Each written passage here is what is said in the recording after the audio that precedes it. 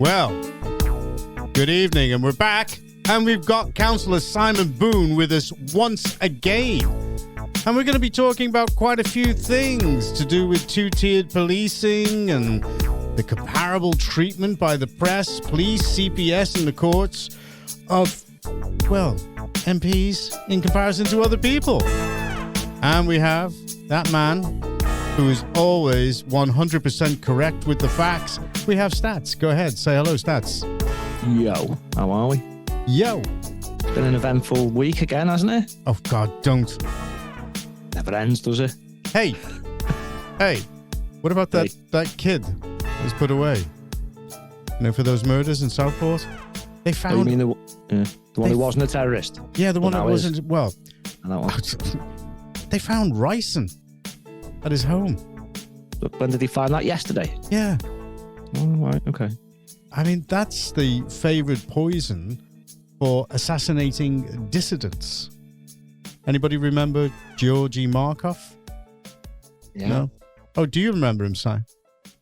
Was he the one that was killed in London? Yeah. Yeah. You don't know. What's a kid doing with ricin? I don't know, but remember, he definitely wasn't a terrorist with an Al-Qaeda manual and all that stuff. No. Definitely wasn't, though. No. Straight away, they knew that wasn't. Yeah, that he wasn't. I can't. Makes your mind boggles, doesn't it? I know, and they put Tommy in the same prison as him. The world is broken. No wonder Calvin Robinson, who was with Donald Trump, has been asking him for help to help us in the UK. You know? God, I think we're going to need more than that. I would have said to Calvin, I said, "Where's God? Tell him we need him to send down Archangel Michael to do a few smashes around, especially around Parliament." We need something, mate, don't we? Because it's happening at a national level and at a local level. You just can't get away from this, wherever you are now, which Simon's going to discuss with us now. Yeah, indeed. Simon, do you really believe that two-tiered policing is going on in Cheshire? 100%. And I've actually got a conversation lined up next week with a senior police officer about exactly that. He's been in touch with me today. Why did he get in touch with you? Over my complaints about two-tier policing. So he's agreed to have another chat with me about it. It's decent of him to do it. He's the only police officer doing that. Right. So I'm going to take him up on that. And we're going to go through the examples and see where we end up. But it is one of the same senior police officers that also said this year, that he would open up all 14 cases of mine and look at some other little bits and bobs. And so we're still working through it. And I think it comes off the back of some of the comments I've made before the Mike Amesbury incident on two-tier policing. So there's quite a few last week, and there's been quite a few since, and might be why he's got in touch. Well, we did have quite a bit of a discussion about it in part 2 of our interview with you, and we spoke about it on the podcast about Mike Amesbury. I mean, that was some punch, especially with the left hand. I wonder if he was a southpaw when he was at school. Did he study boxing? Is he a proper pugilist? Now, if this was the Raven, he'd say, "What do you mean, pugilist?" Yeah, I'll be the Raven. What do you mean, pugilist? I mean, somebody who is very well acquainted with the art of boxing. Pugilist. Yes. Unlike brawl than boxing, wasn't it? Oh, yeah. It was. It was. Well, a one-sided brawl as well. Yeah, it was the left side. And did you see Wes Streeting actually making a half-hearted attempt to defend Mike Amesbury, to come out and support him? I've not seen that, but in the build-up to the first images we all saw, weren't we? Were the CCTV, and then we saw sort of press releases that said words like seemingly, apparently, looks like, appears like, nothing was sensationalized. Yeah. And then we saw a press release on social media from Mike Amesbury MP. And then we saw 2 more video streams from different angles, which just make it look far worse than we were all led to believe. So it was a bad look. I think it's as bad as it gets. Yeah. So do you think, before I go across the stats, do you think he is going to be charged with anything? So from my experience, I got all the bad headlines for something that I was found not guilty of. So I was found not guilty of assault and battery. But all the headlines were counsellor accused of in court for, etc., assault and battery. Mm-hmm. That was sensationalized. And what I actually did was walk backwards, speaking to someone. And the videos are available for you to see. And my foot was stood on and my hand went out to balance myself. Now, technically, it's assault because you touched someone, but so is standing on the foot. Yeah.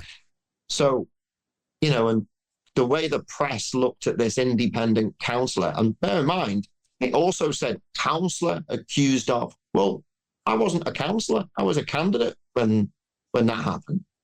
So I've done nothing wrong as a counsellor, but it was portrayed that this counsellor did X, Y, and Z. Now, look at the initial headlines for Mike Amesbury MP. Nothing of the sort. And these are major news outlets. Yeah. Oh, hey, listen, don't give them credit unless they're being funny, because when I saw Kay Burley interviewing Wes Streeting, and Wes Streeting turned around and said, yeah, well, he's always supported his constituents. And she said, and knocked them down. Yeah. Go ahead, Stats. Well, Simon kind of answered my first question. I was going to ask about the headlines. Have you got any specific headlines from your cases so we can compare it? Yeah, and don't forget I asked you, right, do you think he's going to get charged? So go through that with Stats. That one. Well, while he's having a little look, I just think, like, at first when we saw it, it wasn't clear. Well, like Simon just said, it wasn't quite clear what happened originally. When you saw the video, you thought, okay, maybe he's hitting once because he's been threatened or felt threatened. But the more you see and the clearer the images and the closer you get, you do see him he pummeled the guy on the floor. Yeah. So I think I said this in the other cast, whether he thought reasonable force was right to be used, that's subjective, I suppose. But continually hitting someone on the ground is not reasonable force. And I don't think that's going to go in his favour, whether he was threatened or not. I think he's gone too far. But if Simon's got any examples there of some of the headlines, that'd be great. Go on, Simon. My headlines about me were like rival counsellor accused of assault and battery. That was one. Stan's trial for assault was another one. And when you look, and when you read the bulletins of what's gone out there into social media and online, by organisations like the BBC, the way they sensationalise it, and mine was over a 14-month period, 4 court cases. The 2-tier police I'm referencing, there's an example of it. So my evidence was never given to the court until the 4th hearing. And the person that was supposed to provide that was the arresting sergeant, who was the disclosure sergeant, who doesn't like me. We can have another interview on that another time about all that. Who could not like Simon? So, yeah. So he, and I'd been to see him prior to the elections and said, look, there's going to be issues with Labour. You're going to treat us the same as you treat them. And he gave us those assurances. It never happened. So he didn't disclose the evidence until the 4th hearing, which is pretty appalling. He also never interviewed my 2 witnesses at all, and then allowed all these headlines and this case to drag on for maximum impact to basically damage your reputation, trial by media, trial by process. And that's what I became a victim of, and I lost a lot of work through it, and a lot of clients. And but I'm in a fortunate position now that all my clients have come back and my workload's through the roof. But it was a stressful time, and and that was caused by the police, the CPS, and other people putting out what is actually incorrect information. I don't think they should be putting out any information until you've been convicted or found guilty of something. But that's what they do. Well, in the future, you need to get somebody who can deal with the press, because the local democracy reporters, they'll only follow the Labour lead because they're just a mouthpiece of Labour in Cheshire. If anybody could actually turn around to me and tell me that they were balanced journalists. I'd say They're not. bullshit. Go ahead, Mark. Yeah, the press. How do they get away with this? So normally, if there's an issue going on, like the Mike Amesbury one, they don't want to say too much, do they? They don't want to influence anything further down the line, proceedings. But in your case, they could do. So I think we've not just got two-tier police, but we've got two-tiered press. So if they're going to say something like I'm like a rival, and they're going to, isn't that prejudicing the case already? If it goes to a trial and the jury have already heard all this, but yet when it's a Labour MP, it's like, let's not say too much in case we alter things down the line. No, this is shocking. And this is definitely not just two-tier policing, but two-tier society as a whole on so many levels. Well, after the first court hearing, the BBC local press guy, he was there. And before I went in, I showed him my video that no one had seen, so we could actually see what's happening. And it's so minor, it's unbelievable, but it does show me getting assaulted. He completely ignored that. And then he sensationalized the headlines and referred to me as a counsellor. And he made some other references that were incorrect, not factual. And I went to the press complaints about him. That's quite a lengthy process as well. And I got so far with that. And then, he didn't actually report it the same way again. But it was still very biased towards and in favour of Labour councillors. You should just freeze them out at every opportunity and isolate them. Because when you see them at, I don't know, any kind of an election and they're around and they're creeping around and stuff like that, be rude to them. Just turn around to them and say, don't stand close to me, please. Get away. I'm not interested in anything that you've got to say. I'm not interested in even discussing anything with you. Get lost. Isolate them. Yeah. Well, we did in the end. We just shut him off. They're not going to be nice to you. They're going to slice you whichever way that they can do it. Go ahead, Stats. So there's two things that stuck out. So your evidence wasn't available till the fourth hearing. So let's see with Mike Amesbury, if it's the same case. Let's see if there's ever any evidence put through. They never interviewed your witnesses. Well, if he's got any, let's see if the interview is any quicker or at all. We've got to really compare all these situations now. So we've got solid evidence to say to the police and the police crime commissioner who's meant to hold them to account. It's not working what you're doing. It's biased. Yeah. So we just keep holding the feet to the fire.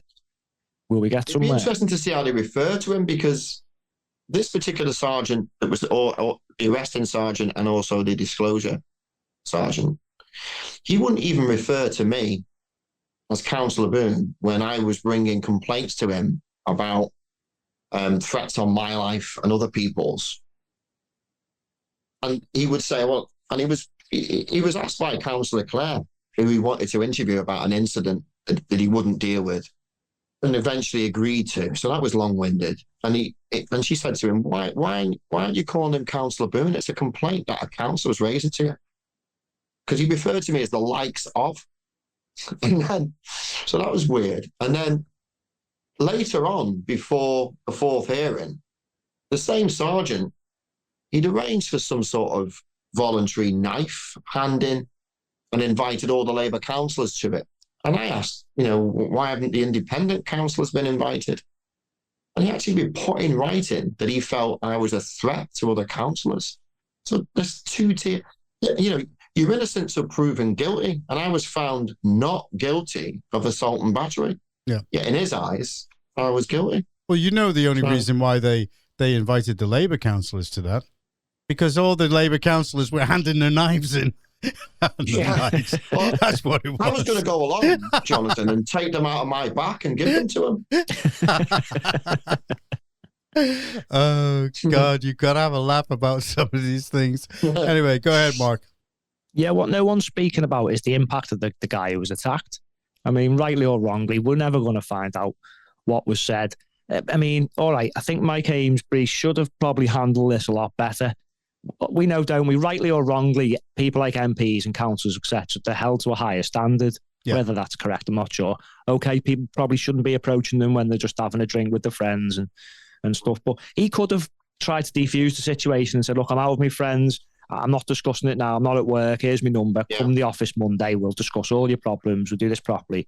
And walked away. And if he still felt threatened, then he's been seen to be walking away. And if there's witnesses who hear him saying this to the guy, then he'd have a good case. But he's just flown off the handle because he was on drink, or was it just drink? Let's make a statement here. That guy shouldn't have been standing in a taxi queue at 2:15 a.m. What he should have done was he should have ordered a taxi to pick him up straight away. So he just comes out of the pub, bang into the taxi, home. That's what should have happened. All right. And he should know better than to actually get himself into a position whereby he's either going to have to defend himself or get involved in some sort of a fracas to get away. No, he shouldn't have done that, because most sensible people would just do one of those two things. You would just be out and away.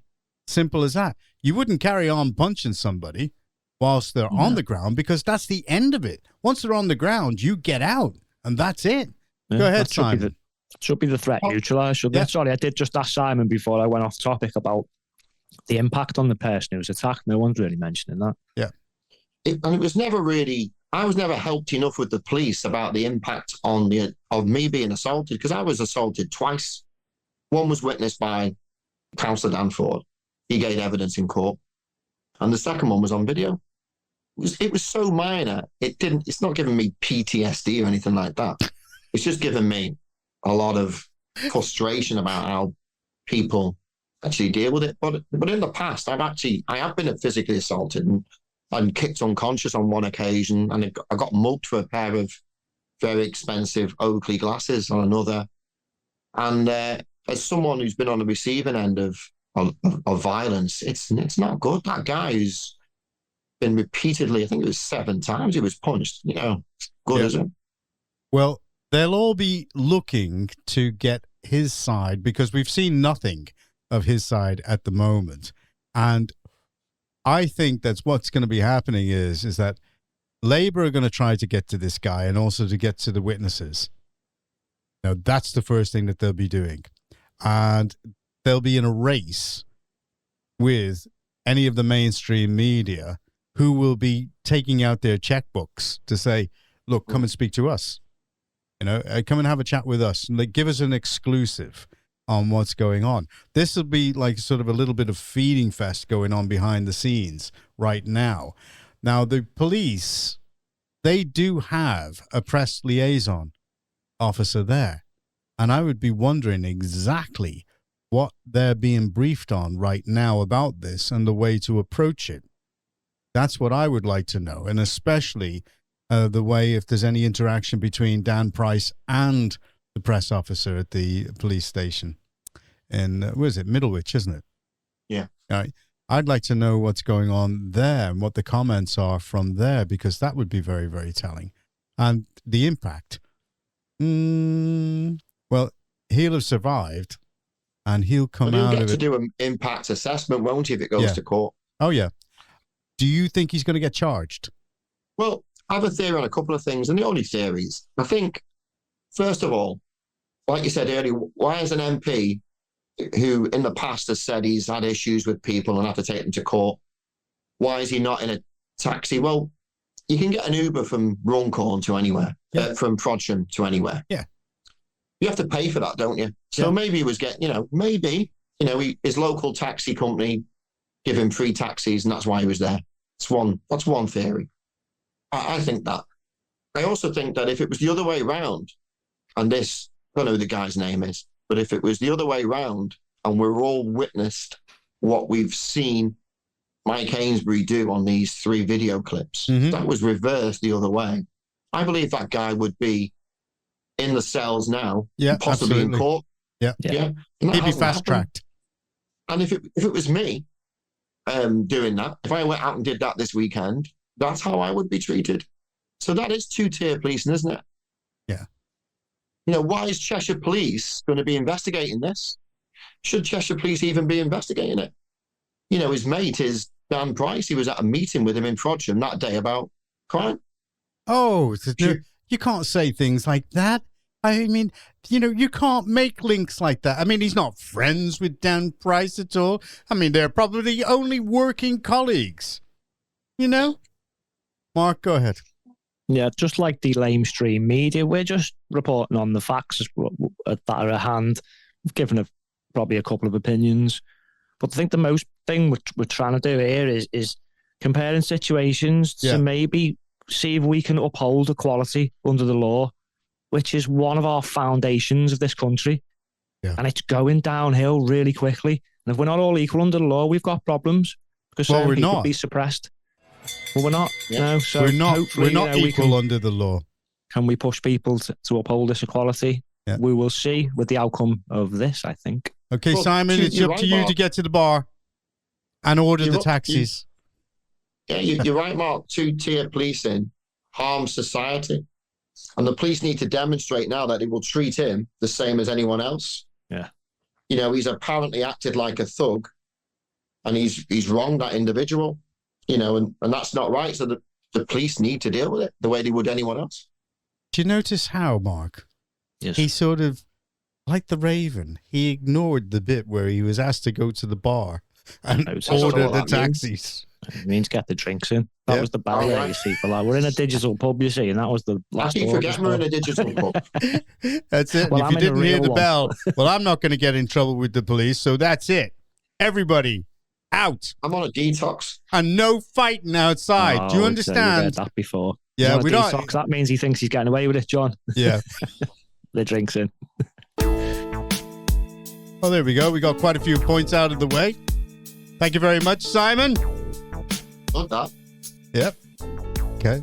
We will await the outcome of Mike's case. What's your prediction? I reckon nothing is going to happen. It's going to die down, and he will still be an MP at the end of the day, and he'll be welcomed back into the Labour fold with no problems whatsoever. What do you reckon, Mark? He's probably going to get given a medal. Yes. A promotion. I think he's going to get a suspended sentence and a tag. A tag? Yeah. Well, I think the thing that'll hurt him the most could be losing the whip. So let's see if that happens. I mean, I've seen people get a suspended sentence and a tag for far less.